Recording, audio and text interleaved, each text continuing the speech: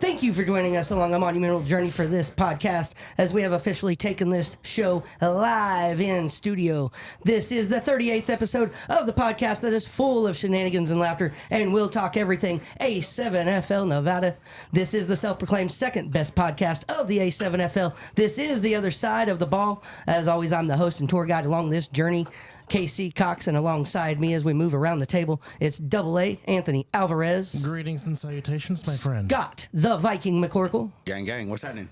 And Chris Veira, the division manager. How you? What's up, y'all? So, gentlemen, man, how are we feeling? Man. Playoff week 1 in the books.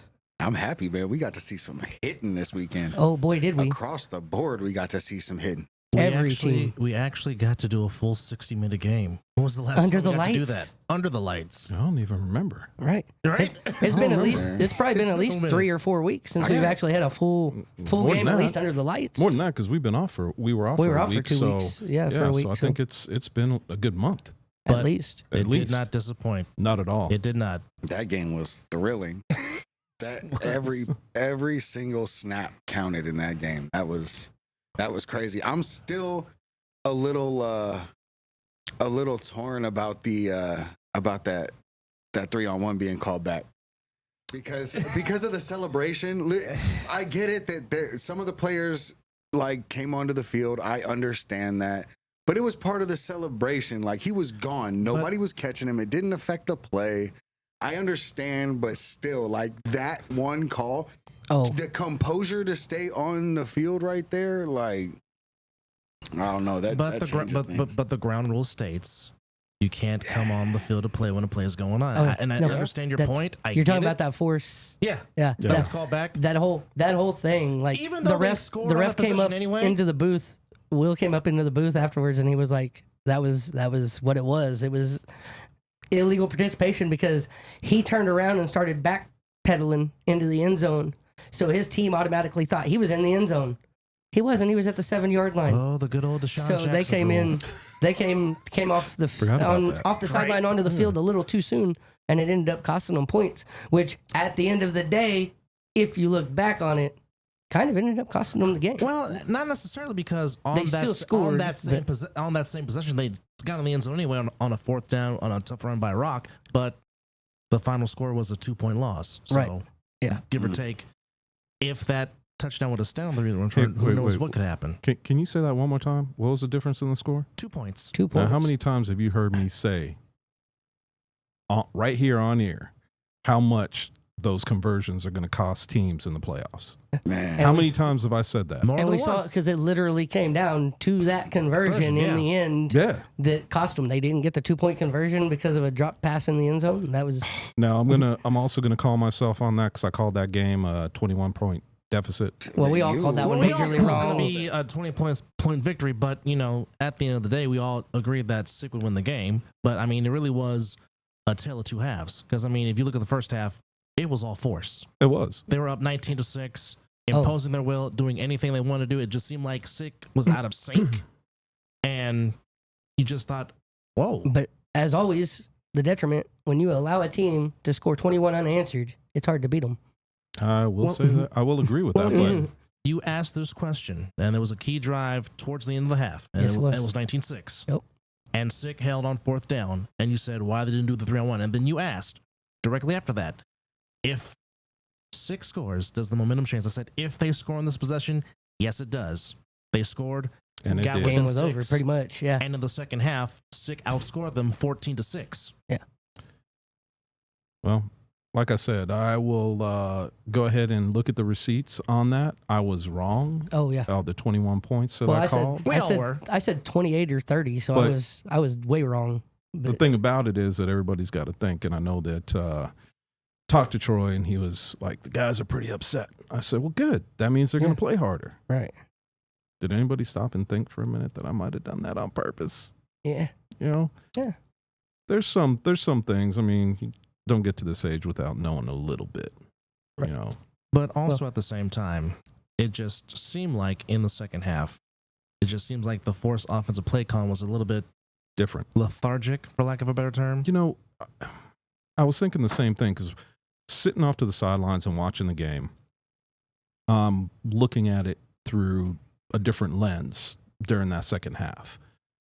Scratching my head a little bit too, because I'm like, why did they make the changes they did? They were kind of moving the ball, keeping the tempo, and then all of a sudden that tempo was gone. Yeah, they definitely control the pace for the entire first half until until Sick stopped them on fourth down, and Sick found the end zone before the half.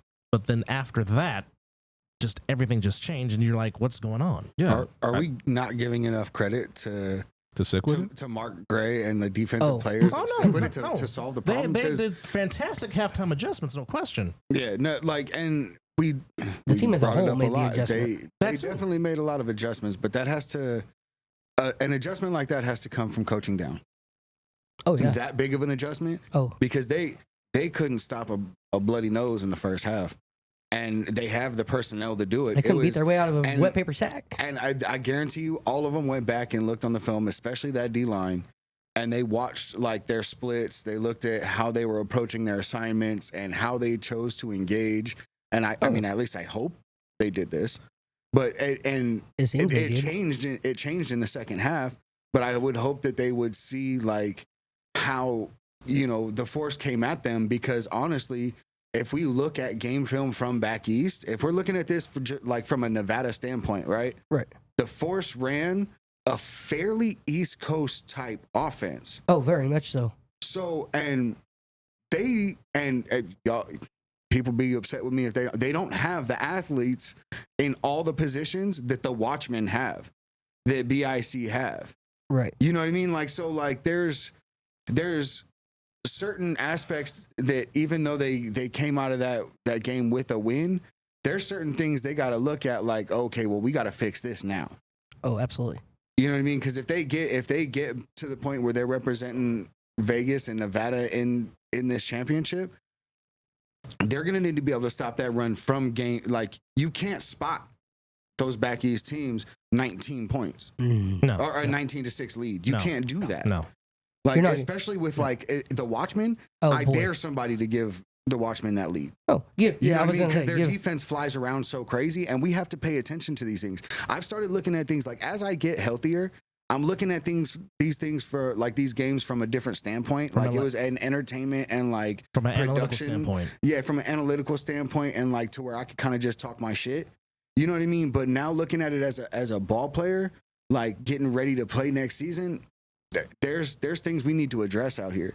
And if nobody's willing to do that, if there's not a team or a line or a coach willing to sit down and really do the homework and unbiasedly look at their athletes versus our athletes, stylistically, what's going to be the best? Because you don't have to be the best athlete in the interaction. You have to be better prepared. And do your And job. we have to do that. We have to do our homework. We have to do our job. We have to train properly. We have to make sure we're hydrated. All of these things are going to matter. All of those things mattered in that Force Sick with it game. I will And say, watching from the it was a sideline, beautiful game to watch.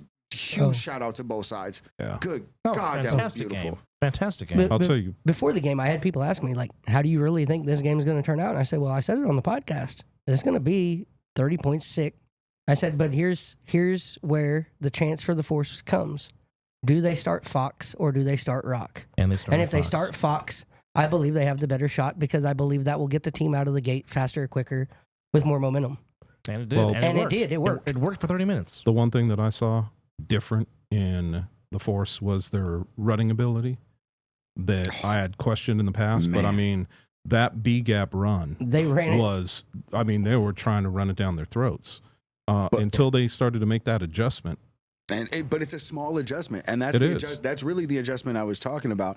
You can't leave your splits too wide. No, Like we talk about how DNs have to play that perfect angle where they're still close enough to be able to shut down that run And not over and be able to close that gap And not over and not be burnt outside. You know what I mean? So it's a collapse and scrape, and they just weren't doing it. And the split was too wide to one side, and the way they were running their offense, they would just key off of what side the nose tackle was lining up off of, and they go on opposite side B gap, and it's a wide open gap. Yep. And then what they were doing is they have one lead blocker and a lineman on one linebacker, and now they have their huge running back coming downhill and truck sticking some of the better tacklers in the league. Right. You know what I mean? And it shout wasn't out just to Deion Southern, came back cracking. Oh, But and I was going to say, it wasn't just one running back either. They It were wasn't. eating it on that first half. It wasn't just Voodoo. It was Voodoo. It was Walters. It was Rogers. It was. I mean, They you put all them came back to there in the run. backfield. They all came to run the ball that day. Mhm. And they were picking their poison, boy. Let me tell you, sitting off to the sideline watching that, it was. And Sig didn't have an answer for any of them out of the at backfield the in the first beginning, half. it was They didn't. weird too because I'm watching the play develop, and I'm watching the defensive end, like you were saying, just not getting there in time, and so it was he was basically all the offensive lineman was doing was turning his back to the play, and the defensive lineman couldn't do anything. Yeah. So they weren't running. It looked like they were running the edge, and you would see what would be normally just a sweep play around that corner, and they'd Just cut it inside. cut it up inside off tackle, and it's like, okay, well, I mean that's a pretty easy play. You should be able to shut that down. Yeah, But- but what they would, and then they would make the adjustment to the other side, Yes, and then they would just run the counter the other way. you got it. And I don't know who was making those play calls, but man, I was going gonna to say for the first half. In 'cause that you first were- half, did it? I mean, it didn't seem like to me. I don't remember that the Force really ran a legitimate pass play. They might have ran some play actions, Not necessarily. but it no. was always like an RPO style Yeah, action. It wasn't, and it was always a handoff. I don't believe they ran a pass much, maybe once or twice, but not a whole lot in that first half. and then No. it stopped working. And then it seemed, I was going to say, and then it seemed like in the second half they came out with a little bit different of a game plan, like they were going to try to open the pass up a little more, and that's where you started seeing Sick start to take advantage of some things with the backfield of the defense. Now, obviously, there was a questionable call in that game that me and Scott just for verbatim were just picking our brains like, why is that a flag? Or, why they didn't throw the flag? The collision play. And I think it was Pass interference. the PI yeah. call. Yeah. Yeah. Chris, from your standpoint of what you saw on the field, No, Curtis would you Jones have and thrown who the was flag? it? Dion. And it was it was Curtis Dion. Curtis What was- Jones and Southern. these guys were starting to talk, so I didn't hear completely my what you question said. was, from your vantage point on the field when you saw that play, what did you see, and would you have thrown the flag? Because right after the game, Will Franklin came up to the booth and asked what me and Scott thought, and I said it was a bang-bang play, and I don't think a flag should have been thrown. From your vantage point, what did you see? I think because it was a bang play, that it could have been easily gone as no flag. But it was very hard for me sitting on the sidelines, not watching a replay, to say it didn't deserve a flag. So from my standpoint, it was like, okay, as you sat there and looked at it, if I'm a referee, do I get a few seconds to sit there and replay that in my mind and say, you know what, the defensive player went for the ball and realized he's going to make a collision and try to protect himself. Okay. Is that what he did? So, yeah, like I said, it didn't hurt my feelings that there was a flag on the play. Would I have thrown it? Probably. So from your okay, let me ask you this. From your view, Yeah. did the receiver look defenseless? First off, the ball was what I would consider uncatchable. It was overthrown. It was It was a overthrown. tad bit high, yes. And I think that the defender made his mind up that he was going to go after the player, not the ball. But at the same time was like, oh, it's an overthrow. I might be able to pick this. And he looked at the pass, but I think he, at the last second, realized it's going to be a collision. I better protect myself. So, again, if I'm the ref, I probably, depending on my vantage point, I probably would have thrown the flag, to be honest. If when I look back at it and I can have this time to think about it, I probably wouldn't have thrown the flag. So, let's face it, refs are human too. You see things from different angles, and he's got a backside view as he threw that penalty flag. So Yeah, backside view, that probably looked crazy. it did. It did. And the thing about it is, from my vantage point, now keep in mind, the referee that threw the flag was on the other side of the field from me. Mm-hmm. The play was coming towards me. So I was able to see a little bit more of that play. But I also think it's one of those plays, too, where you can throw the penalty flag, and then the wipe it referees off, can, referees can get together, talk And then about wipe what it they off. saw, and then say, no, that was no good. So, well, I commend Will for coming up and talking to you guys and asking you, Right. hey, what'd you see? My question for that is, why didn't he do that on the field? Why didn't he have those conversations with the referees? Because I think he was in the secondary. Don't quote me on this. I think he was in the secondary, I think so. and you had another guy in the secondary as well. So have that conversation. Hey, what'd you see? What'd you see? Is this something that we should pick up the flag, or is this going to stand? And there you go. Now whatever decision is made there, they've talked it over, talked about what they saw, and either it stands or it's gone. I don't know, because when Will came up in the booth and I told him, I said, it looked like to me that they both kind of made the turn for the ball at the same time, realizing it was going to be overthrown and there was going to be a collision, so they went to protect themselves. He said, dude, when he threw that flag, I hated it from the minute he threw it.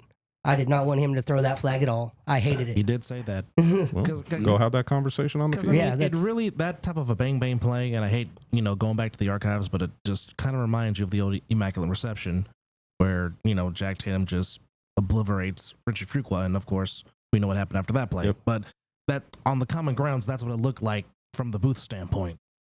Well, and, when we see these plays, these type of plays that happen, how many times have you heard, from the NFL down that, go ahead and throw the flag. We can always pick it up and wave it off.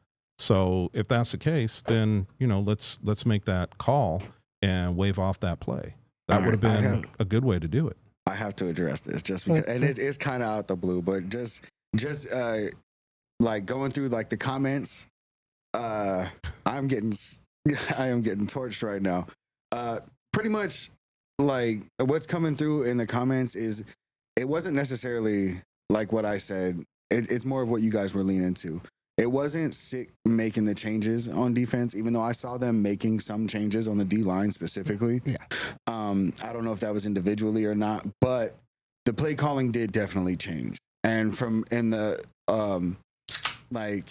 they just essentially Sick out coached the force is what we're coming down to at that point.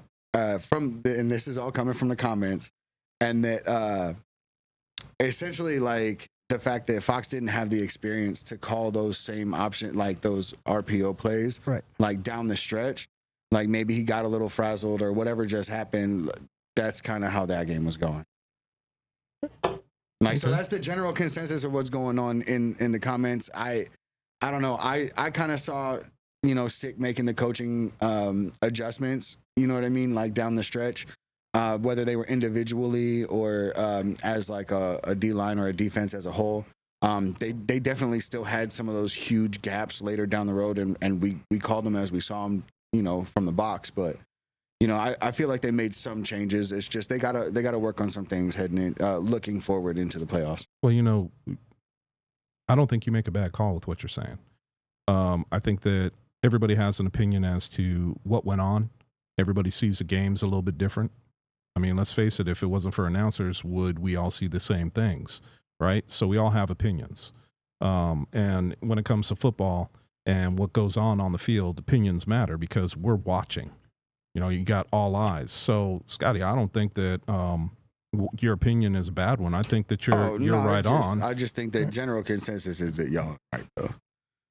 General consensus is whatever it is. 2020. Exactly. I mean, we sit here and we do this podcast and we put out our thoughts on what's going on. Is like positively for Sick is saying if you don't make these adjustments, you're in for every game's gonna be long like that. Oh, yeah. Every team that you're facing coming up runs the ball and runs the ball really fucking well.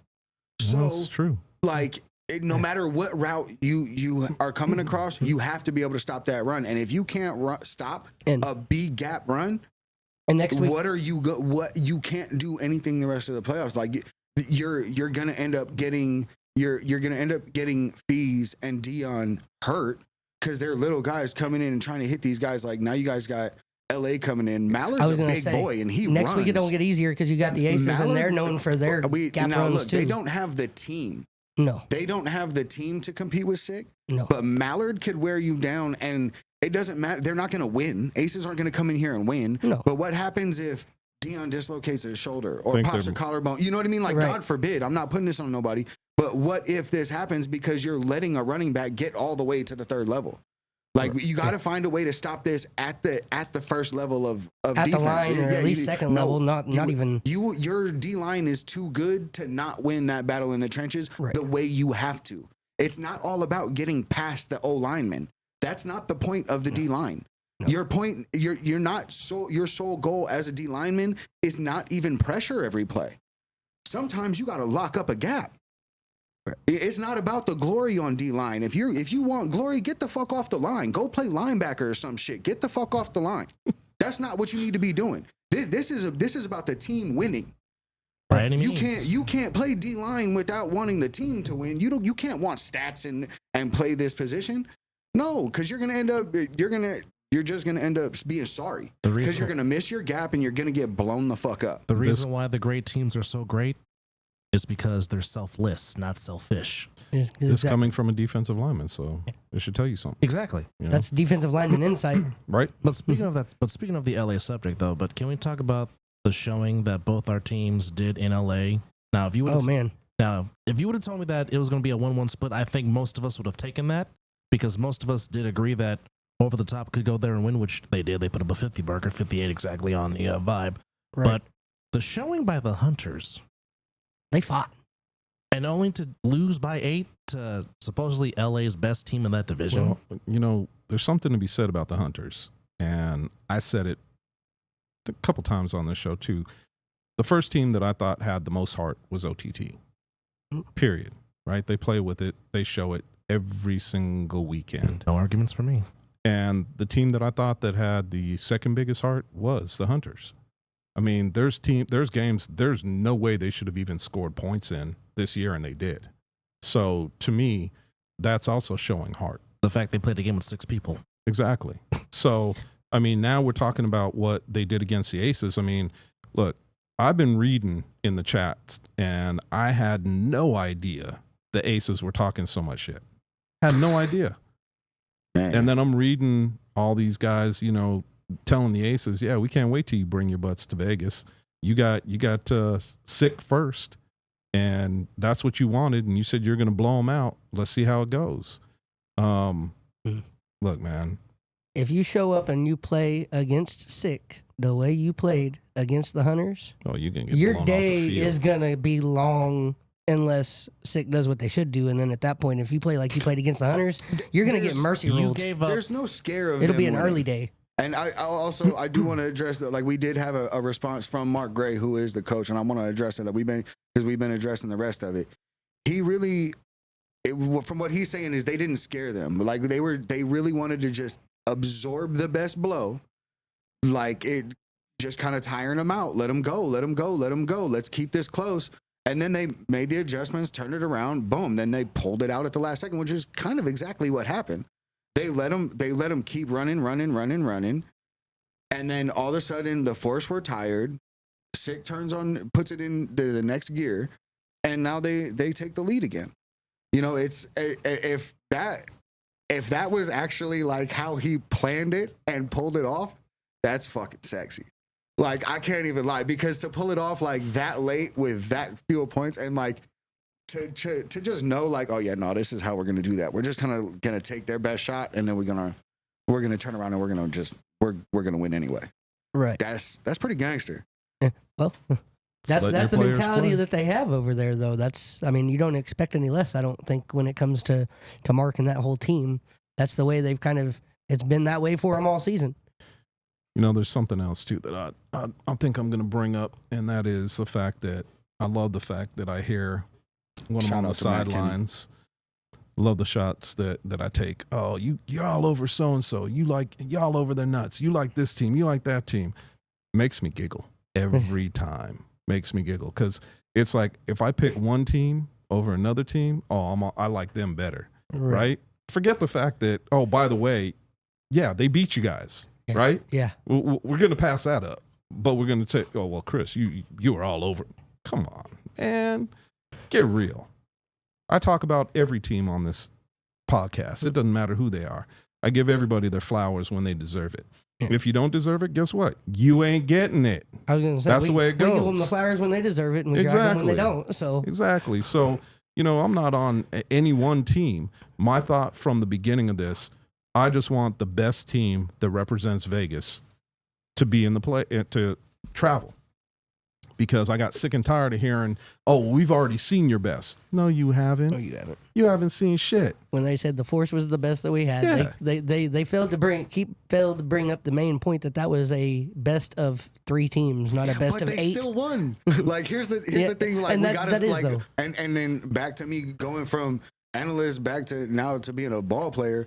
They still fucking won. Mm-hmm. Yeah, Like they went out there and we won. have to go out. That's why we got to go out there. Yeah. Because when we went out there, I we agree. got waxed. Like we won one game against a subpar team. The number 6 team last year, same number 6 team this year in the Look. Snow Tribe.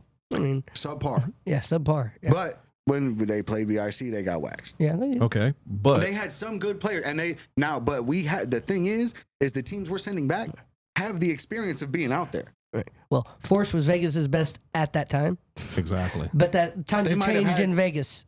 times have changed. And Even the thing looking at about the it athletes is, that they have though, or that they had when they went out there, they had some of Vegas' best athletes. Yeah. Like even still in today's game, they're spread out on different teams, but they had Curtis, they had Tone, they and had I was- RTC. I was just getting ready to say, and the 2 but it most wasn't the decorated best players. team that Vegas had to offer. Right, the 2 most Now decorated we players have over better here. teams, and now our better teams are in the playoffs, and that includes OTT. Yeah. OTT Insomniacs. is a savage team because of the heart and the way they stick together. That's what football is supposed to be about. They are It a is. family. They don't want look after talking to them on the sidelines. They get heated about each other. They want a family. They don't care if they got to play with 11 players every week. They don't care. No.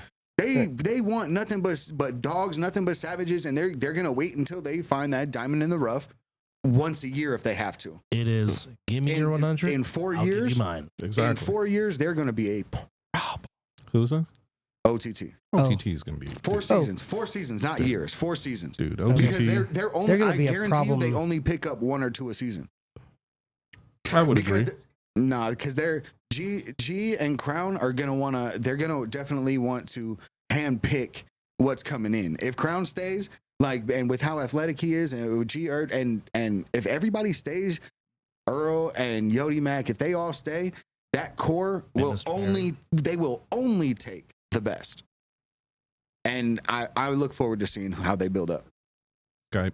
All right, and guys, we do have a guest now joining us via Skype. He is a player on the Insomniac squad. It is Mr. Munchie. How are you doing, Mr. Munchie? Nope. Give him just a minute. Give him a minute. Bring it up. Give him a minute and bring it up.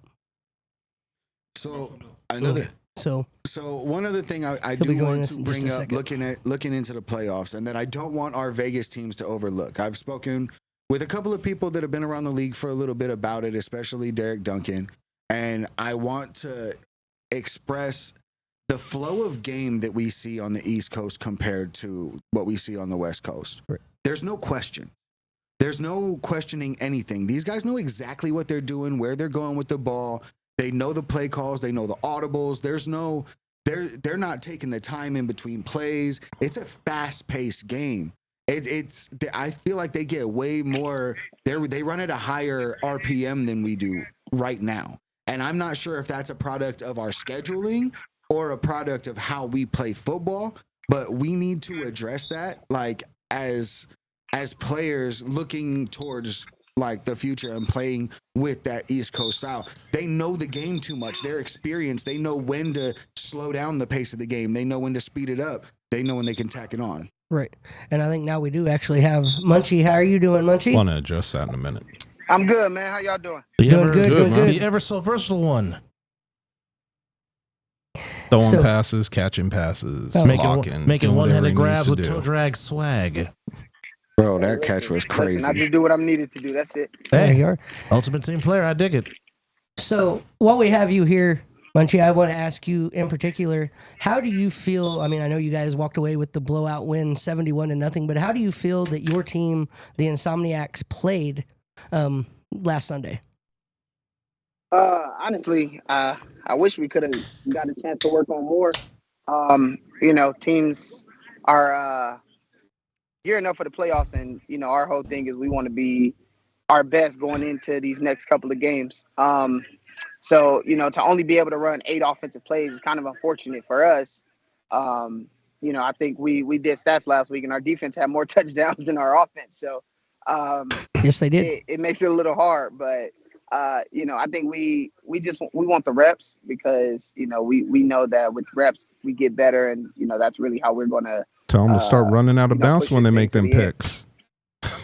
Right. Munchie, Instead of running them back. I wanted to ask you how you feel about. I know you guys are film junkies, and you guys are all pretty much the core of the Insomniacs team happens to be football coaches. So I know you guys look into film a lot. I wanted to know, have you guys addressed the pace of game that the East Coast top tier teams like to play at? Like the way that they speed up the game and slow down the game. Have you guys paid any attention to that, or do you guys believe in your we depth? don't care. Don't care at all. You're gonna run your game and force them to play at your level. This is the thing about just with us being who we are, and like you said, we have a bunch of coaches on our staff, but the philosophy is always what it is, and everybody buys in, so it's really easy for us. But the thing is that we're going to do what we do, and you got to stop it. Okay. I line up, and when I line up at H-back or at that second pistol back, sometimes I literally tell my O-line who to go block and where I'm going to block, and I don't care. Like, we don't care. You gotta stop us. Okay. So we could really care less about the pace that they play at or them saying they're fast and fit. We don't care. We're better. So just let me ask this from this perspective. Just how fun was it for you being on the sideline and just watching your defense just dominate? Because it just seemed like every possession the Kryptonite had, your defense was forcing a turnover or making a house call. Just from you as a player, just how fun is it knowing that you have a defense that just can dominate anytime they want to, considering the fact that the last 4 games, you guys have literally pitched a shutout? In all honesty, I think for us especially, it's fun getting something like that because we keep getting told how defense in Vegas sucks and, defense isn't this and defense isn't that and our defense isn't, as good as we make it out to be. It's just that we're not playing against really good offenses. And I don't think it's true at all. I mean, look at OTT. A couple weeks ago we played OTT and we put up points and they didn't. And they go out to LA and beat an LA team who's, ranked higher than them essentially. So for us, I'm glad that our defense got, in the national spotlight a chance to show, we're really, we really are that and we're going to continue to be that. I'm glad you brought up OTT because I wanted to go there next with you. With your next game being against OTT, what do you think your Insomniac defense has to do to stop the likes of a Savion Cunningham from scoring on a 3-on-1, other than keeping the ball out of his hands, of course? Man, I mean, we all know around the league, Savion's dangerous. He's been probably the most dangerous return man in the league from last fall to now. But for us, it's no different than when it was the first game. We put ourselves in positions to make great plays. We have great guys that run down on our 3-on-1s. We've given up 1 3-on-1 touchdown all year, and that was to the Cheetah. And, we really pride ourselves on doing that. Q's either going to get the ball out the back of the end zone or give us enough room to where we can, get down there. And then when our guys are running down, our guys know how to defend it, what to do, how to cut off a side and force him one way. And then we just make plays at that point. Well, I got a question, too, to back all this up. Every team looks at themselves and says, okay, this is our weakness. What do you think the Insomniac's weakness is? We don't have one. Like that. I like it. We don't have. I don't. There's. When you get asked that question in a job interview, you go, "Oh, my weakness is this," and then you turn it into a strength. That's what you're always taught. And I'm gonna just be honest with you. We don't have a weakness. I'll say this: when we're gonna line up and be better. The one place that I thought you guys did have a weakness was the return game on the 3-on-1s, but you made that adjustment and you got probably 2 returners right now. We got Danye and we have Trey back. Exactly. And Trey coming back was huge. Munch returns too. Games, but we have Danye, we have Trey. Munch returns too. I I return if I can. Look at that smile. In addition to making one-handed catches and dragging the feet in the back of the end zone, also. I'm telling y'all don't. I don't think y'all understand when I say I am always willing to do whatever my team needs. Honestly, Corey hypes me up as one of the best receivers in the league, and I haven't even really played receiver this year. My friend, I've been at H-back. You are the definition of a Swiss Army knife. Blocking. Well, I appreciate it. That's why my name in our group chat is Debo Munch. Hey, Munchie, I do. To back up Chris's question, you said you didn't feel you had any weaknesses, but do you feel like there is still places where your team, the Insomniacs, needs to still make improvements to be able to make it out of the West? Absolutely. Well, I don't think we need to make improvements to make it out the West. I think we need to make improvements to be the best version of ourselves possible. We're going to make it out the West. That's not the question. The question isn't whether or not we're going to make it out the West. The question is whether or not we're going to be the best version of ourselves as a team. So, it's everybody picks everybody. They got the chaos in Ohio. They have the best defense in the A7. And sick with it's this, sick with we really don't care. And I'm gonna just be honest with you. I've heard it from everybody. We've heard it from and we just take notes and we just laugh at it. And Chris got a little bit of it last week. Last Sunday Ohio. Or whatever, Ohio said your weakness is coming to the East Coast. Oh, here we go. Oh Lord, here we go. Yeah, we've never been to these. Shout out to G. So where do you think you need to make those improvements to be the best versions of yourself? I don't mess with nothing Ohio, but shout out to G. It's not really making adjustments to be the best version of ourselves. It's just continuing to build on what it is that we've already laid the foundation on. There's going to be mistakes that happen and things that slip up and things of that nature in games, and we just got to learn how to weather the storm and get back. The one thing that I would say is the one time we've been hit with adversity this year, we responded, and that was our first game together. Correct. A lot of people not knowing where to go, a lot of people not knowing what to do specifically. And it made it, a little difficult. But for us, we really, we don't care. Justin says you're capping. Given the fact that you said in the last game, shout out to Scooter. That you only ran. There's Scooter. What up, Scooter? Given the fact that you said that you guys only ran 8 offensive plays against the Kryptonite, what's the offensive game plan going into this one against OTT? What are you trying to execute offensively? Well, I mean, going into the next game, like I said, we just want to build on what it is that we already do. We got some things that we're going to put on film, and, see what they can do with it. And if not, then, hey, it is what it is. But for us, the important thing for us is really just honing in on what it is that we do and doing it well. We line up and we've run 30 different formations and 80 different plays, and we can go back to our bread and butter at any time, and we're going to run power down your throats, and there's going to be nothing that you can do. Well, yeah, I mean, we did it. We've done it to everybody. You guys are backed up in your own team, and then RTC goes 95 to the house. So I mean, 98, but who's counting? Yeah, 98. 98 who's counting? Yeah. So. Another question: how big is it getting Mr. Carter back to enhance the run game that you guys already have with RTC and yourself when you're in the backfield? It's huge because, in all honesty, I am the, like I said, the H-back guy. I'm going to get in there and do the dirty work and dig it out. And yeah, I'll make a nice catch here and there, but I love the dirty work. I love being in the trenches and digging out backers and stuff like that. And it just opens up holes for those guys. And then, we call everybody that gets in front of Tank speed bumps. So, you get in front of him and, it'll be rough. So for us, we're really just going to, continue to do what we do. And, we got RTC, we got even Tone who runs the ball, we got everything. So we're just going to keep building on what it is that we're doing. All right, Munchie, I got one more question for you, really. And that is, if you had to pick one more person, if you had to pick one team out of the East that you want to see in Bullhead City, who is it that you guys want to play? I'm sorry, I couldn't hear you, bro. I said if there's one team out of the East you want to see in Bullhead City that you guys want to play, who is that team and why? Honestly, I can't call it. I would say BIC because they're the defending champs and I want to beat them.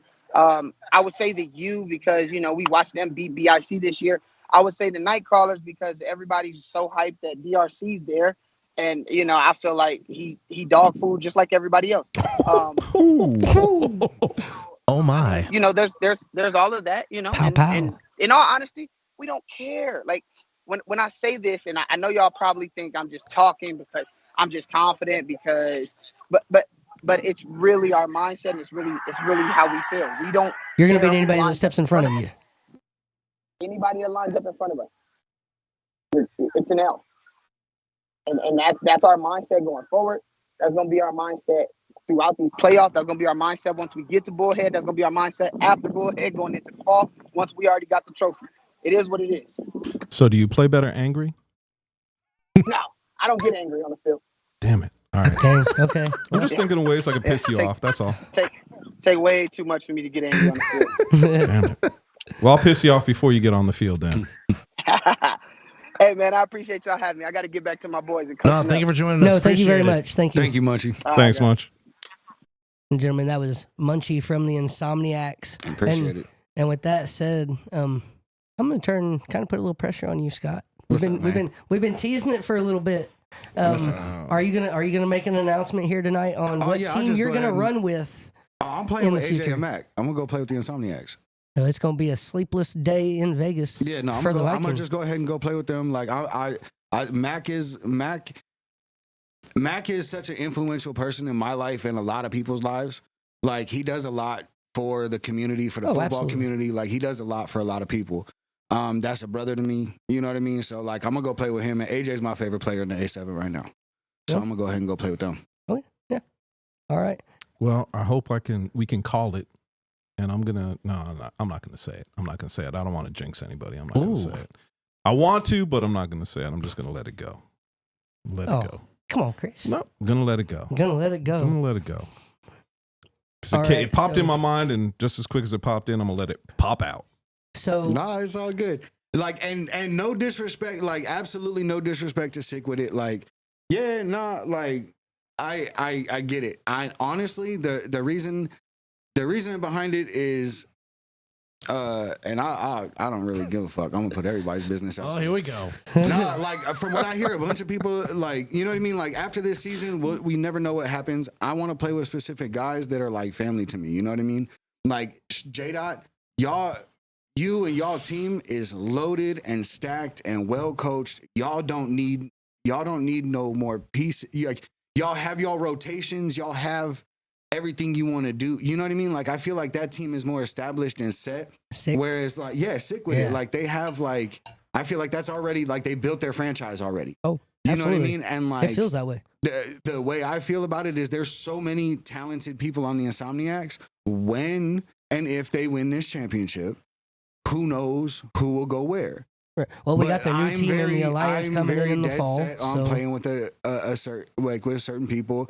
And Mac was the first person that really like approached me.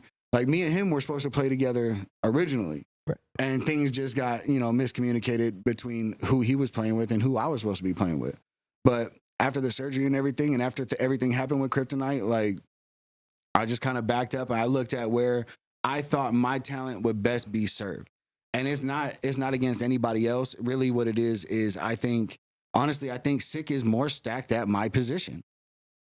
And honestly, like I'm not trying to sit, like I understand y'all will sit there and y'all say whatever the fuck you want about me. I'm not trying to play 6 to 8 plays a game. That's not what the fuck I'm trying to do. Like that's just not I can't do it.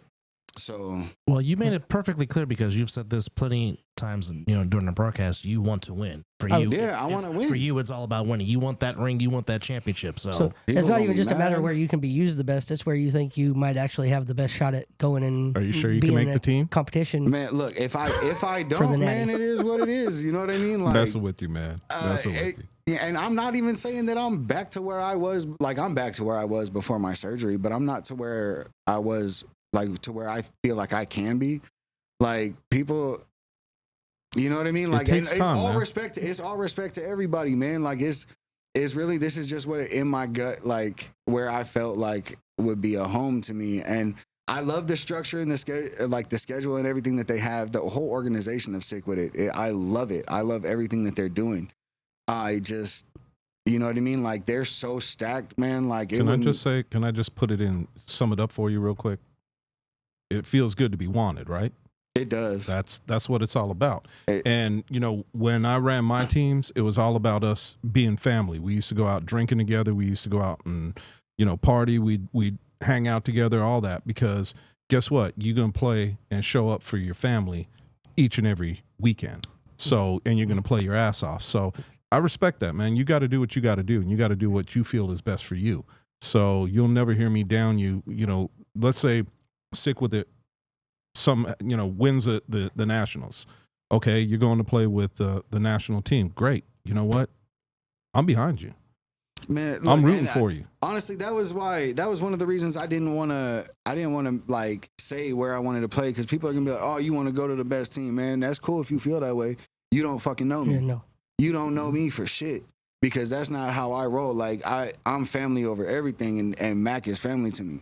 So if anybody got something to say on top of that, like I have really good friends that play for Sick With It. Oh, amazing friends that I would do anything for, and I know would do anything for me. But Mac, you know what I mean? Like, Mac's the type of person that has put food on the table for my family. You know what I mean? Like, I'm not gonna play against him for shit. Right. For nothing. There you go. You couldn't pay me to play against him. let me And ask you know this. what? That's actually not a bad thing, because I wouldn't want to play against Mac either. No. Man, I'm just saying. Yeah. He is a I mean, I'm force. saying I'm not But exactly also, a small I guy, got- but I'm man, also looking across at Seau and Quinn, and you know what I mean? Like, it's not like I'm picking an easy path. No. You know what I mean? Like, it is what it is. A question that came in from Derek Duncan. Now that the Force have been eliminated, do we feel they were good. that they regret not playing in the fall? Now I that don't they've know. been eliminated in the playoffs? I don't know, but I mean, it is a good question. But you got to look at it this way too. Sick didn't play in the fall. Insomniacs didn't play in the fall. So I mean, does it really impact a team to not play in the fall? And if you've got injuries, I mean, I don't know when fall season is going to start. So Right. don't get me wrong there, because you might have months off to start getting everybody back healthy and getting things ready to go. But Man, at the who same knows time, what's gonna happen? but Well- yeah, and in the fall, you know, you have, to me, fall season is a perfect season if you want to work on stuff. If you've got Right. things that you're not sure about, or a team that you're not sure about, then that's a different story. But I mean, let's be realistic. This game ain't for people weak of heart. This game is not for guys that are wondering. Yeah. If you are afraid to be hit in this game, you will get hurt. I mean, that's what this game's all about. I mean, we're talking no pads whatsoever. So, I mean, we got to keep that in mind. So go out there and play, but play reckless, because reckless is going to keep you healthy.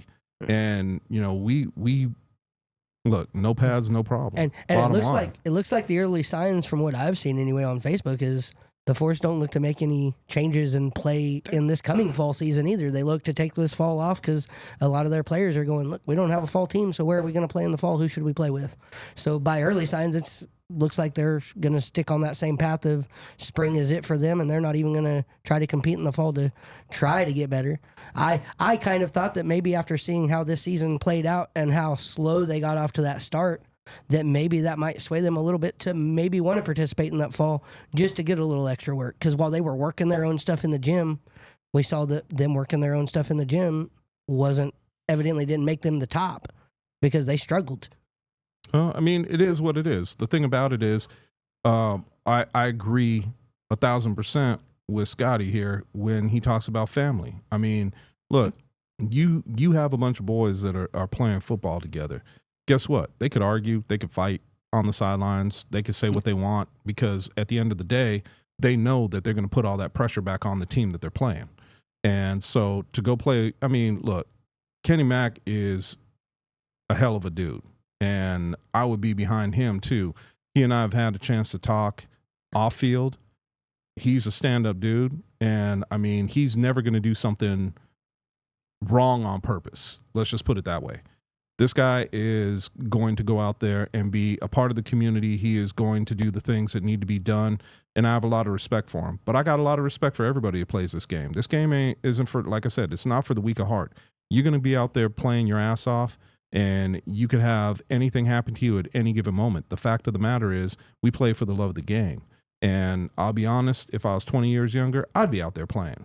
But I'm not. So to watch the guys that play, I got a lot of respect for them. And when I say I got a love for all my Vegas teams, that's all I got for you. I got lots of love for you. And if you think that I like one team over another, something's wrong with you in the head, because I don't.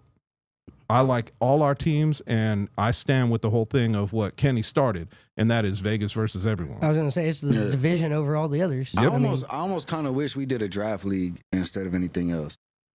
Like, I don't like picking teams. I don't like that shit. I don't like it at all. Like, this shit feels weird to me. Even sitting here saying it, I don't like this shit. But it's a free agency thing. That's a very good idea. No, but I understand everybody's points and everything like that. But as far as, like, as a player, I would like to focus on playing football and getting better. I don't want to worry about none of this. Right. I don't like the fact that I got friends on both teams or multiple teams. I got family on multiple teams. I got to sit there. Well, here's an idea. I don't like Hold on, any Scott. of that. Here's an idea. What about fall season being a draft league? That wouldn't be. No, I mean, right. But here's the problem. Here's the problem. Will the players agree to it? Well, here's where I was going to go with it. Probably I mean, there's already been talks that we've got enough people that are interested in playing in this league, in this division ourselves right here, that we could have. It could come to that eventually, though, that this is more of like a draft style situation, because there's so many people that want to play. Now they've got a pool they can go out and draft from, and it's no longer a matter of, like, it eliminates a lot of things. Can you pay or not to play? It's but also at the same time, I understand wanting to pick who you play with. Like, I understand that. Like, especially as a quarterback, man, you don't want to go. We're out here not getting paid money, like big money to come do this. So, like, you don't want to be a pocket quarterback and sit behind a trash line just because you got. Let me spin that for you. Think about that for a second. If it's a draft league for the fall, right? You don't know where you're going to play. You don't know what team you're going to play on. Right. Coaches pick their players. Correct. Right? Correct. From the draft. Yep. Correct. Everybody who's playing in the fall. Yep. You get carte blanche. You get to pick. We draw numbers, names, whatever. Doesn't matter. Drop it into a hat. Each team, and it's a snake draft, right? Just like you would in fantasy. Right. And you get to put together your team. So now it's not a matter of who has a shit team. Now it's a matter of who drafted well, right? Yeah.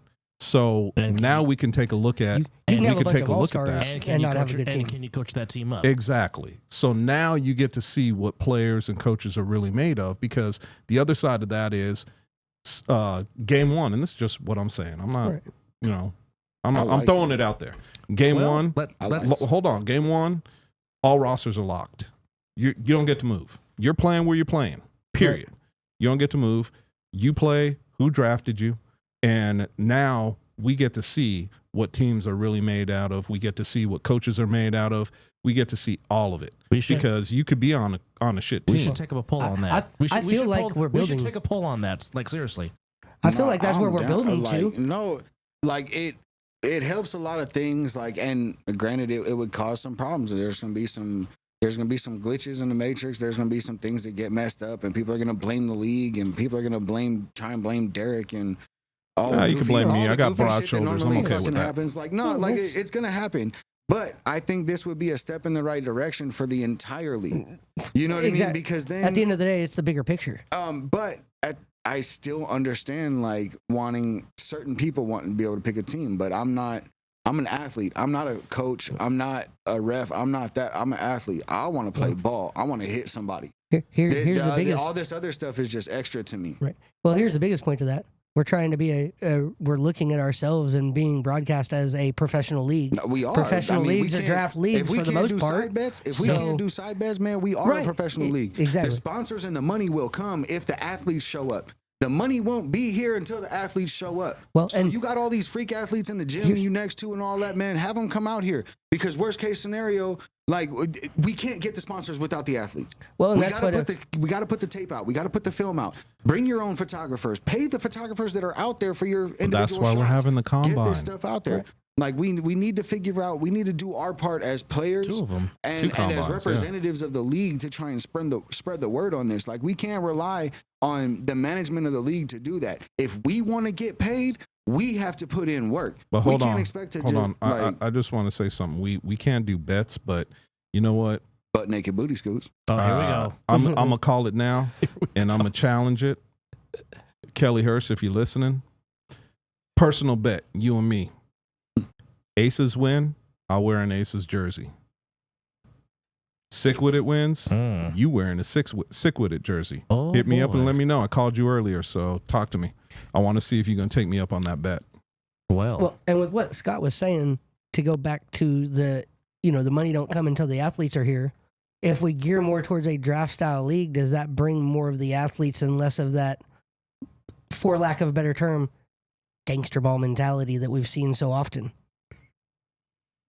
I mean, if Does you're the gonna, draft well, help hold kind on. of If eliminate some you're of gonna that? do that, you got to do it league wide. Well, It that's can't what I'm just saying. be That's, our no, division. that's what I was But saying. that's though. why you But can if do you it go, in the fall brawl, though. if you go Yeah, to I agree. draft, does it we help got, that? Like, because we got like, let's just say, like, I mean, even though he's from Ohio, and I'm gonna just say, Ohio people can't start in Vegas, but I'm gonna just go ahead and say that. But he plans on coming out here, like Jordan G-Dub, he plans on coming out here to play in the fall brawl. So instead of him just hopping on to a random team, like if we like Put him in the set draft. up a process and we set up a draft, we can bring in the Ashante Worthies, we can bring in the DRC from out of town.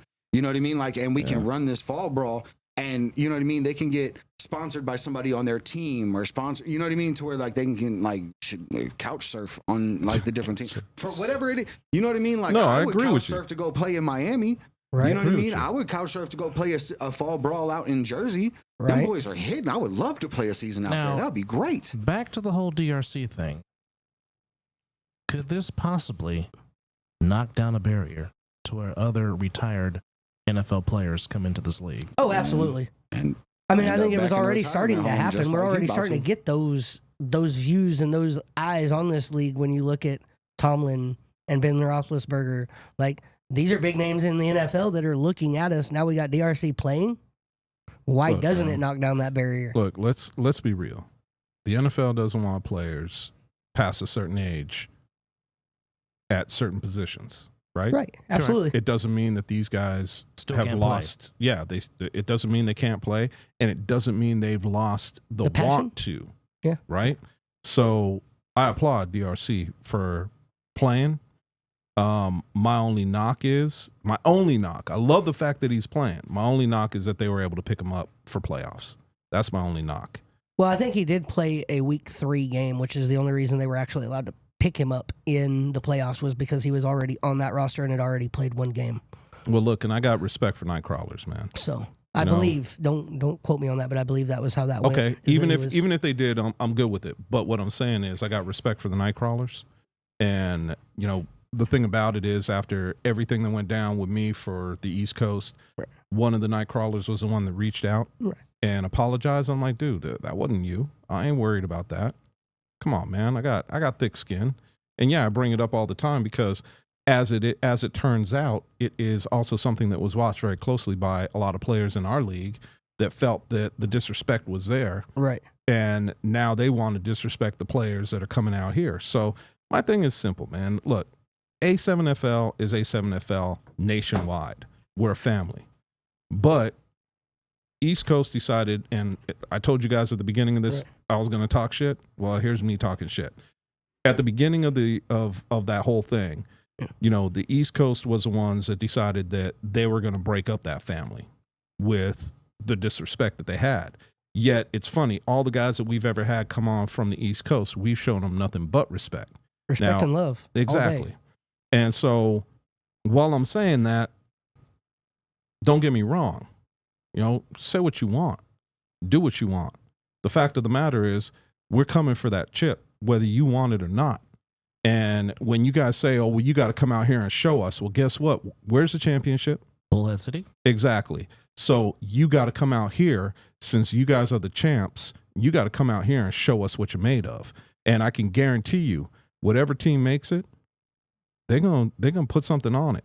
This is not going to be an easy route for any team. I don't care who it is. I don't care if it's a team from Vegas. I don't care if it's a team from back east. I don't care if it's the Nightcrawlers. And the reason why I point them out is because, let's face it, they probably have one of the easier routes to get to play in the championship. But I'm not taking that as a down thing either, Yeah, and they better not either. They're pretty damn good, but they still got to go through some of the teams from back east. So bottom line is, I want best on best. I want the best Vegas has to offer. So everybody out there who said I'm on one team or another, I'm not. I'm on Vegas. So if you can't get with that, then I don't need to hear you. Just keep your mouth shut. I'm done with the whole bullshit. Bottom line, let's have some fun, man. Let's see what everybody's got. Speaking of some fun, let's go ahead and get into some fun the last 27 minutes here of this show, and let's start to preview some of these games that are coming up that we haven't touched on yet. And I want to start with the preview of Sick With It versus the Aces out here out west. Because of all, I wanted to start with that one just because of all the trash that the Aces tried to talk, and then they could barely beat our number 6 team. Well, So if you let the Hunters put up 26, 36, 36, 36 to 44, I believe, yeah. and you barely beat them by 8 points. Wow. Sick With It averages 54.5 points a game. Yeah. Only a point behind the Insomniacs, who average a double nickel a game. Right. And you let the Hunters put up 36. You really think You have a chance? Sick's gonna not put up more than 36 points? Wait. I'll play devil's advocate. Okay. We Don't let them do it because we had nothing to play for. We knew that we were going to win the game. Yeah. Yeah, I know. Yeah. I'm kind of looking at it the same way, going, really? Right. But look, bottom line, if I'm gonna be real, the Aces have a shot any given Sunday. Oh yeah, we all know it. Any given Sunday. But after, hold on. Let me finish, man. Before you jump in, let me finish. Scotty's like, oh hell no. Now Scotty's that being said, truly they got a snowball's chance in hell. Right. And we haven't said anything. We haven't said, hey, what's the point differential? Nothing. No. I'm going to just call it now. I'm going to say Sick With It wins this hands down. And I say that I'm going to call it by 21. Oh, I want to go next just because I like to get spicy. And Of course you do. And I'm all with Sick With It winning this game. I'm sorry, Aces. This is either going to be, I think this is going to be a combo of a long and a short day for you. Long because the scoreboard isn't going to be way, way one-sided and not in your favor. Short because this is going to be done by the end of the third quarter. Oh, mercy rule. He says mercy rule. Damn. Okay. Is he It's going to be a long ride home for them, huh? Wrong? I'm not Is going he to. wrong? I'm not going to disagree with that. No. No, I'm with you, Casey. Mercy. I mean, after what we saw with them play the No, they can't come out here and be ready for something like Sick. Shooting. Sick is going to come out shooting. They're going to come out blitzing because they know once you stop. Now, I will say that the little kid they keep, not kid, I apologize, youngster, but the dude they keep calling Cooper Kupp, the receiver out for the Aces, he's nice. He's cool, but he's only good when he's set up by the run. And Mallard is that really, like, Mallard's a great running back. Like, if you put him in a Vegas system, he'd be really good. But he's good. Yeah. You know what I mean? He just doesn't have the linemen to do it. And I think Sick's lineup after the game last week, they're gonna want to put this to bed early. They don't want to go through that again. I was just getting ready to say they're just gonna go ahead and hit him as hard as they can, as often as they can. Like, we haven't seen a boomstick from Mr. Quinn in I think 2 weeks. One of them we were off. Right. But just be ready. Right. Well, and that's what I was gonna say. If the Aces would have had this game against Sick last week, maybe the score is a little different. But after Sick With It coming and stumbling out the blocks against the Force, do any of us here really think they're going to do that 2 weeks in a row? I'm gonna channel my inner Viking real quick. Sick's gonna come in playing pissed the fuck off. That's what, There we go. For lack of a better term. They're gonna come in playing pissed off. Because they're pissed off at how they started last week against the Force. And also, let me just say this too. Anybody out there that's going to say, Chris, really 21 points? Mm-hmm. Look, man. Look, You're talking about the number one team from LA. They've got heart too. They ain't just going to lay down for you. You got to put it on them. Just like any other team. Everybody knows this is win or go home. And especially when they're driving up here to play and they're in the late game. Come on, man. They don't want to go home. They don't want to go home with somebody hanging an 80 burger on them. Come on. But here's the thing. When you go to the Aces, they've got who they call Cup over there. And then they've got Mallard. If you shut down Mallard and you have to rely on that all day, that gets shut down and you ain't got nothing. But So they call them Cup? They just gonna put Southern on them. Really? Yeah, right. Hold on. They call them Cup? Well, That must be 1P. I'm just gonna channel my inner Bay Area fandom. Beat LA. Yeah. Mhm. There you go. It's the only time that you'll find me agreeing with you. So, to start the East Coast matchups, we have the Watchmen versus the Animals. Now, when all this playoff started, I said the Animals was my dark horse coming in after watching them last week and the way they played the Renegades and fired on all cylinders, defense included. Yes. I still say they're my dark horse, and if they play like they played against the Renegades, they have a chance against the Watchmen. Is that also a snowball's chance how in much hell? film have you watched on the Watchmen? I've watched. I mean, I know what the Watchmen I'm just have. asking because, like, I got called out by RTU. Shout out to RTU. Now, you kind of let people disrespect us, but you got a cool little show. I can't hate on you for that. You got It ain't this show though. Look, I understand that. No, but like I got called out because we did a whole segment about like the top teams from the East Coast. Right. We didn't even bring up the Watchmen. Right. And what I watched every single one of their games at least 3 times in the last week and a half. And Yeah. These men fly to the ball in a way I don't think we've seen in the A7 necessarily thus far. Oh, I won't deny All of that. them. They are all prototype A7 players. And if they can keep that composure down the line, man, I don't know about upsetting them. That's going to be rough for anybody. It's going to be a tough. I didn't say they would do it. Yeah, I just said they're my dark horse. Because, And oh my God, after I did my homework, and that'd be a good one. I watched some film too. But some of what I got off of that film was there are certain scenarios they get into where it seems like they could go with their backup quarterback, which isn't even really a backup quarterback in any other team. He's a starting quarterback in Buck. Mm-hmm. They could rely on him and have him at quarterback in certain positions and be more successful. But it almost seems like Buck doesn't trust himself enough or have enough confidence in himself to take control in those situations. And he leaves it on Gauze. And Gauze, while being, he's a baller, don't get me wrong. He's got some inconsistency there. There's some certain situations where I think Buck would step up and be a better quarterback if Buck would just trust himself a little more. And that's just from what I've seen watching film. So does that mean you are saying Animals in the upset? I'm going to say this is going to be a nail biter. It's going to come down to that extra point and who can convert more than the others. My question. Yeah, but he did not. He avoided it. No. He did the political thing. Yeah, I did. He did the political thing. I did. I stepped right around that mug. He's promoting the game is what he's doing. Yes. He's like, what? Oh, which one? Which team? It's gonna be a close game. That's all I'm saying. It is. It's hard to call that game because if the Animals show up that showed up against the Renegades, again, I think that team has a chance. But if they show up anything less, then it's over. Yeah. Okay. Well, Dub. Close game, but I think it may come down to who makes the one bad play or who forces the turnover wins the game. So again, but I'm picking the Nightcrawlers. We didn't talk about the Nightcrawlers, man. Bronx, my bad. But I know I do.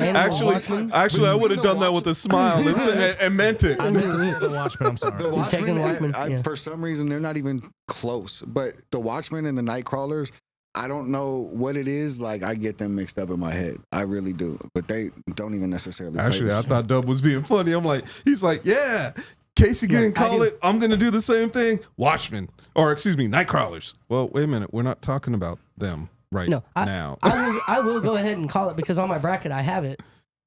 Okay. Watchmen and Ooh. BIC Hey, in that East You in know the what? East final. Okay. You know what? That's- As much trash as I talked to G-Dub, he just did bring up a good point. I agree with him. He said he would like to see BIC versus Nightcrawlers just because Worthy at wide receiver, DRC at corner would be so much fun for the league. Oh, it would. And I think Worthy cooks him. Really? Ooh. I think Worthy cooks him. I think Wow. David could cook him and Spencer could cook him. And you want me to be so serious? Munchie and Palmer could both cook him. Ooh. Man. They would Calling route him it up. out. Okay. Yeah, no, they would route him up for sure. Like he couldn't stop him the whole game. There's no way. Calling them out. I will say Watchmen by He's- 2. I'll yeah. call that and say Watchmen by 2. I think Watchmen that's by 2. Dope. Watchmen by 14. You already called Watchmen, Yeah, right? I did. I'll Did you say, want to say a score? I'll say by a touchdown. Okay. Scotty? I'm gonna just say Watchmen. I'm not giving because every time I do it, I'm wrong. I haven't that's picked the one joy right. in You it. gotta That's keep the the joy in tradition. All it. right, fine. You gotta Watch me keep by the tradition 14. going. Watch me by 14. All right. Because Almost- I think they know they're winning and they pull back. Okay. I'm gonna call it Watchmen by 20. All right. And the next game we have is the BIC and Patterson U. Ooh. That Now, one there's is a a rematch game. for rematches right There's there. a game, If they give us anything that they did back in week 3 in that 26-20 game, right? Where We're- Patterson got the revenge. we're in for a barn burner for sure. Dude, this game I think is going to be the game of the weekend. Yes. So, Absolutely. Hands down. all I could tell you, anybody who's watching, get your popcorn ready. So, who's going? Dub? You going first, man. I'm just going to go around. I'm going to go around. Yeah. Dub's like, dude, really? Can I go last? No, not because of that. Is just heavy is the head that wears the crown. Yeah. And as Ric Flair said so many times, to be the man, You have to beat the man. I agree. And yes, this rivalry is the foundation and the pillar of this league. Oh, for absolutely. sure. So and from that standpoint, I'm hoping that Sick and Insomniacs, with what they gave us in week 1, I hope that could be the pillar for the rivalry here on the West Coast. Dude, I hope Dude, let me just say this. I'm just going to say We're it, and then gearing toward I'm going to that let you go rematch. ahead and I don't go want ahead an and make your in-city pick. rivalry. But I will tell you this right now. I'm hoping that Sick and the Insomniacs, no player leaves and goes anywhere. I agree. want to see them stay I as agree. a team. Yes, both of yes, these guys, yes. both these teams stay just as is, because you're right.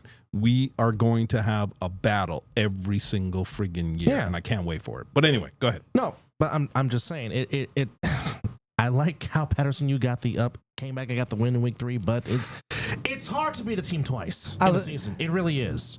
Yeah. I think it's going to be a close game, but because they are the champs, it's until you beat them. Heavy as they had the worst ground. I got BIC by a touchdown. Man, you know, people are going to say you on BIC's nuts. No, Because, no, I mean, no. that's what they said about Yeah, us yeah. with the Force, Yeah. even though they were the champs, and we're Right. just saying that they're, until you beat the champ. But you have to beat them. Yes. Yeah, You got to beat them. Yeah. Yes. I'll go next because I was Well, much hold in on. that No, same- you going last. Yeah. It's Vikings' I don't turn, like- man. I Come don't on. like this game. Don't try to pull it out. Don't try to pull. No, man. Don't Ross Perot no, this. what- You ain't pulling out just yet. Man, Go ahead. look, check this out. If there's one thing you about to learn about me, I do not pull out. Check this out. Tongue or anything else. I am all insertion. No, Face down, No ass pull up. out. Anyway, go ahead. Anyway. Go ahead, Scotty. no, I'm gonna go ahead and say BIC. Damn. Oh, man. After all that, Just because Patterson won the game earlier this season, I think BIC is going to come out really hammering. And I because I've been doing my homework, like I definitely I think that the O-line is going to make the difference for BIC in this game. look, I've said it before and I'll say it again. Trenches make a difference. Mhm. I don't care whether you offense or defense, trenches make a difference. And my curiosity has me with this game only because of this. We know that Patterson U put it back on BIC. Yeah. And I know that they've gone back and forth. So I'm going to go with BIC as well. And if I had to go with the point differential, I'm going to put it up by 3. because I don't think this game is going to be a huge difference in points.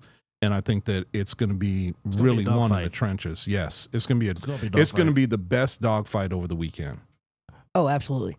And I was right on task with what you were saying, because my thought was West Coast earlier before the show, when I was thinking that it's hard to beat a team twice and you've already done it once. And with that, that's why I do have to go BIC, and I'm much along the line of Chris. I don't believe it's going to be 3. I believe it's going to, like it did in the championship, it come down to that extra point of who could convert and who couldn't. Yep. And literally came down to the 1 yard line or the goal line to make the difference. I think it's BIC by the goal line. That Jordan G-Dub just said. The U has made it to the last 4 straight championship games. Does that streak in? Which apparently, if we're predicting, it says yes. That would be yes. Yes. So that is a good question, man. And I didn't know that. So yeah. When we start looking at Patterson U, I mean, let's be real. They get it They're done. A good team. And they get it done when it matters the most, for exactly. Sure. And I'm not going to sleep on them, because between them and BIC, when it comes to the trenches, coming from the East Coast, you're talking about 2 of the top teams. Right. Whether it's defense or whether it's offense, they've got the defensive and offensive lines that you really better pay attention to, because if you don't, you're going to get worked. Well, and I think that's why nobody here is calling this game like we have the others, it being 14 or 20 or 7. We're thinking 2 or 3 or 5. Like, it's going to be something weird, because these teams have that knack of, it literally comes down to the goal line almost every time they meet. Yeah, your house better get ready. So what's the next game? The next game we have is the Nightcrawlers versus the Orange. Nightcrawlers with newly acquired, so to speak, DRC, who hasn't played with them since week 3. Scotty, you're up first, bro. Well, I mean, DRC is going to make a difference until they get later into the playoffs. I just think that it's a different type of game, man. I don't know. I think they definitely win. You know what I mean? I just don't know how much farther they're going to get after that. Because what's their... I mean, I know we're talking about this game right now, but I feel like they kind of got to walk in this one. They have an easy route in. They have an easy route in. So not saying that the game can't be close or anything like that. I'm just saying that between the athleticism and the coaching, they're gonna. But hold on, man. Let's be real. Nightcrawler's record is what? 4-0. 4-0. Yeah. And the Orange is what? 1-3. Sounds about right. I believe so. Yeah, but they beat the Ghosts. Okay. Last they week. beat the Ghosts. Yeah, they put up a 40 burger. Yeah, they put up Okay. a 40 burger. So I'm gonna call Nightcrawlers. I'm gonna call my boy from the Nightcrawlers. I'm gonna tell him, hey, if you didn't listen to the podcast, I got you by 40. Yes, I said it. Got you by 40. Well, I don't think you're wrong with that. I honestly don't. I mean, I looked at that matchup and I was kind of surprised the Orange even pulled it out against the Ghosts like they did, because a lot of people I think had the Ghosts kind of favored in that game a little bit.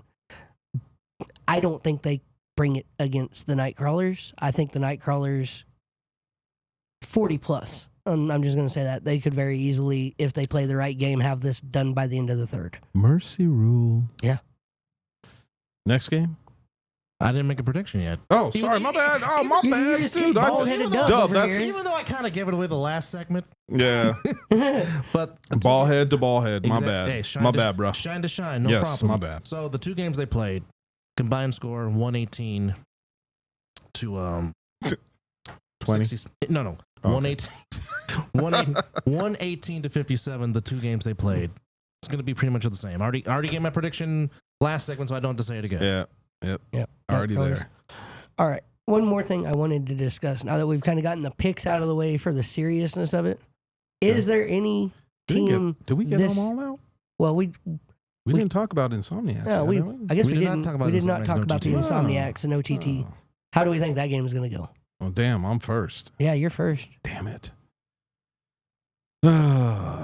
Look, I ain't going to lie. Insomniacs are going to win. The question mark is, because of the heart. How much? This is, look, don't ask me that. Looking at me all serious when you didn't.